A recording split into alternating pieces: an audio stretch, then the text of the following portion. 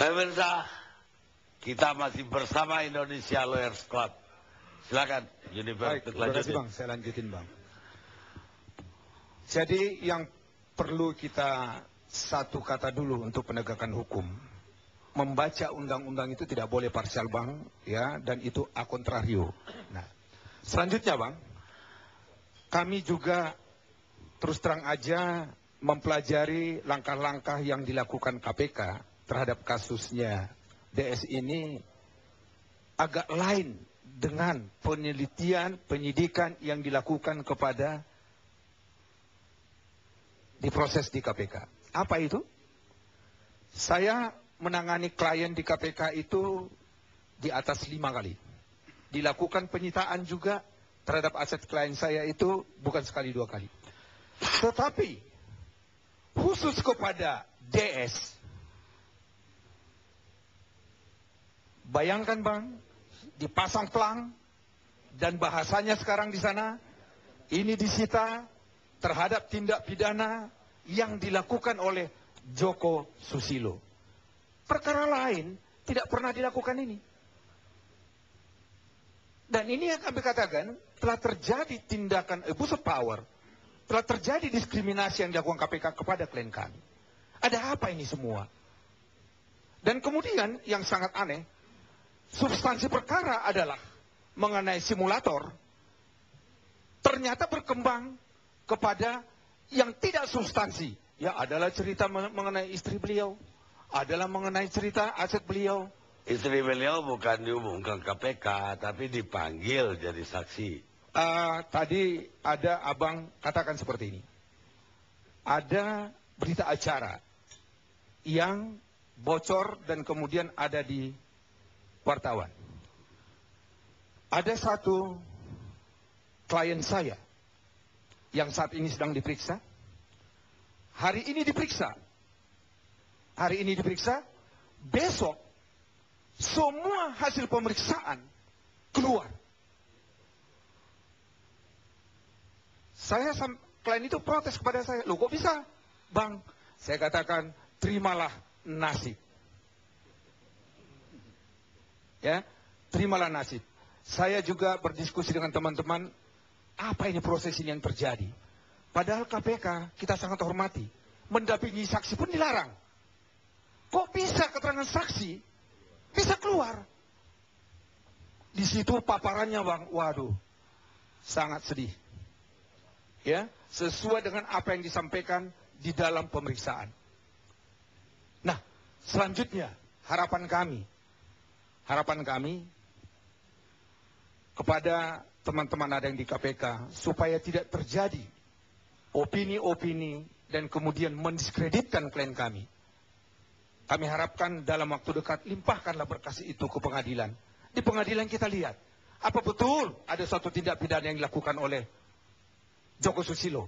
Kalau ada melakukan satu tindak pidana, kemudian hasil dari tindak pidana itu digunakan untuk kepentingan diri sendiri, orang lain mau keluarganya, kami juga akan patuh kepada aturan itu. Tetapi kalau tidak, kami harapkan jangan dong disereditkan nama klien kami ini. Dia sudah terpukul. Ya, padahal sampai saat ini kasus simulator kami dapat informasi sudah tidak karuan kemana arahnya. Oleh karenanya, sekali lagi harapan kami KPK limpahkan kasusnya, dengan demikian masyarakat juga tahu apa yang terjadi sebetulnya kasus simulator. Saya mau potong dulu. Tadi Anda mengatakan jangan dicampur adukan. Pasal yang dituduh mana, tempus deliktinya mana. Bisa aja KPK menyitanya untuk uang pengganti kerugian negara. Jadi yang manapun hartanya boleh itu pengganti kerugian. Baik. Abang kan tentu menghormati azas praduga tidak bersalah. Abang kan juga menghormati proses. Dia belum bilang disita untuk negara loh. Diamankan, disita. Ya. Disita itu Bang. Ini. Pengertian disita itu Bang, tentu itu sudah menyatakan terjadi suatu tindak pidana. Hati-hati Bang. Loh, nah, dengan dia ditangkap saja, ditahan saja, memang KPK udah mengatakan bahwa dia diduga melakukan pidana. Nah, jangan ada suatu kesan, ya, jangan ada suatu kesan. Kalau aset sudah disita, ya, dan ini dipublikasi, kemudian disidangkan, saya khawatir hakim-hakim itu disandra untuk menghukum, padahal belum tentu dakwaan itu benar. Ini berbahaya, Bang. Ini berbahaya. Jadi kesan ini yang kami tangkap terhadap DS. Kalau tidak, kenapa diperlambat mengenai simulator? Ada apa? Padahal galak benar dulu KPK menyatakan cukup bukti, 2 alat bukti. Kalau cukup alat bukti limpahkan dong. Begitu, Bang. Ya? Baik, Tama ada tanggapan? Anda tadi dibantah oleh Junifer. Iya, saya rasa tadi agak keliru ya. Siapa yang keliru? Tadi disebut di pasal 69 itu. Jadi kan poinnya sebetulnya bukan tidak ada pidananya, tidak boleh itu. Harus ada pidana asal, seperti yang sebagaimana dimaksud dalam pasal 2. Ada di situ bicara narkotika, ada penggelapan, ada sampai pidana korupsi pun juga masuk di antaranya.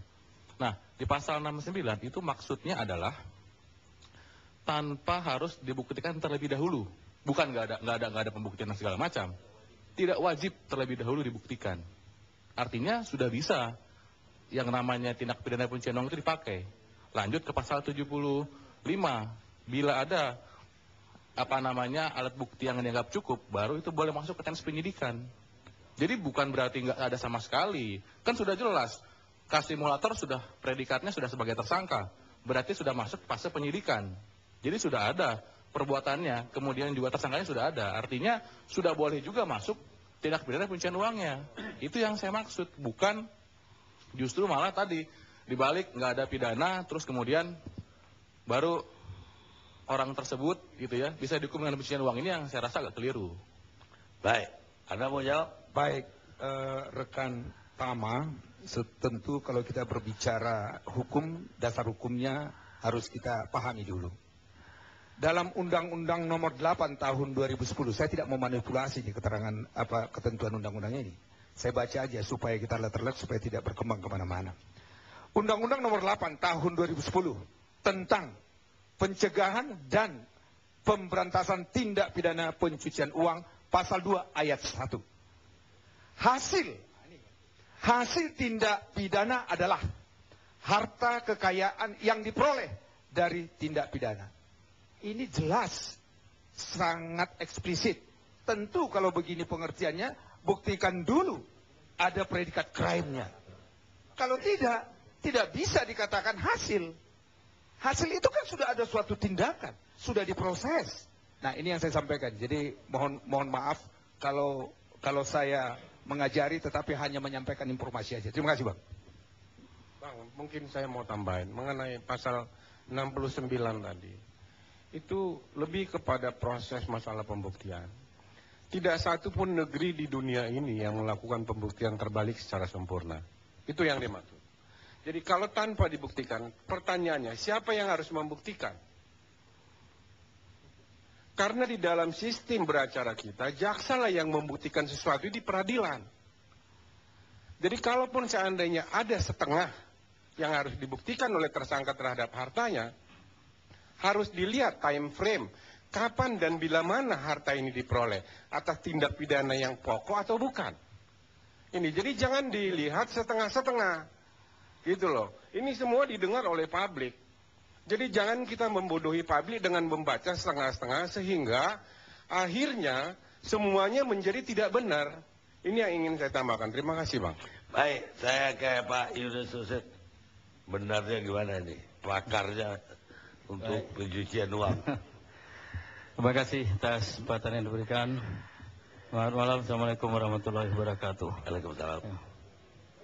Jadi pertanyaan prinsip yang berulang-ulang diajukan memang dalam setiap perkara TPPU, apakah perlu dibuktikan terlebih dahulu pidana asalnya. Tadi sudah jelas ya, pasal 69 menyebutkan tidak wajib dibuktikan terlebih dahulu. Dan saya menyarankan jangan baca pasal saja. Putusan sudah banyak sekali. PPATK sudah menerbitkan 2 buku, putusan 50 lebih ya. Dan sekian belas putusan yang menunjukkan bahwa tidak perlu dibuktikan terlebih dahulu pidana asalnya. Semuanya dibuktikan di proses peradilan.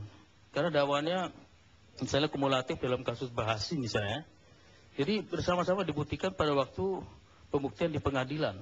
Tidak harus terbukti dulu. Saya ingin mengambil contoh nyata saja. Dulu ada kasus Bank Global. Ada Irawan Salim, Presiden Direktur, menggelapkan 60 miliar. Kemudian dia suruh orang lain, namanya Imin Sumardi, menukarkan 20 miliar. Di Money Changer YSL di Gunung Sahari. Imin Sumardi tertangkap dan sudah dihukum 5 tahun, inkrah. Irawan Salim sampai hari ini tidak pernah tertangkap, dia buron.